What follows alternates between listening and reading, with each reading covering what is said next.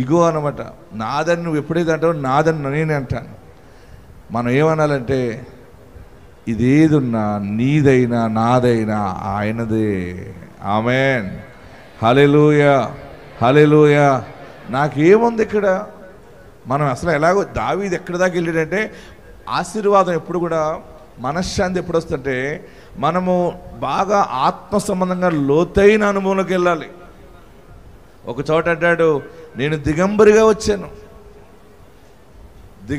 వచ్చానని యోబు అంటుంటే, దావీదు ఏకంగా దిగంబరత్వం రూపించబడక ముందు నీటి బిందువుగా ఉన్నప్పుడు నీవు నన్ను చూసేవని అక్కడికి వెళ్ళిపోయాడు ఆయన. ఇంక ఏదైనా ఇది మాది కాదు, మమ్మల్ని ఇక్కడ పెట్టావు, ఇదంతా భూమి, దాని సంపూర్ణత నీదే. హల్లెలూయా, హల్లెలూయా. గట్టిగా హల్లెలూయా చెప్పండి. ఎవరో ఫ్లాట్లు అపార్ట్మెంట్లను అద్దుకుండి ఇది నాదంటే అటు ఊరుకుంటాడా? ఏమనాలి? ఆ ఓనర్ వచ్చినప్పుడల్లా ఎంత బాగుందండి మీ ఇల్లు అంటే ఆడి మళ్ళీ ఇంకెప్పుడు నిన్ను కదలపడాడు. ఏమంటే ప్రతిసారి వచ్చేస్తున్నారేంటి సొంత ఇల్లాగా అన్నావు అనుకో, ఏమంటాడు? గెట్ అవుట్ అంటాడు. ఎప్పుడున్నా ఈ ఇల్లు మీదే అంటే ఆడు నిన్ను ఉండనిస్తాడు. ఆడికి విరోధంగా ఏదైనా నోటీస్ పంపిస్తే వాడిని కూడా నోటీస్ పంపిస్తాడు.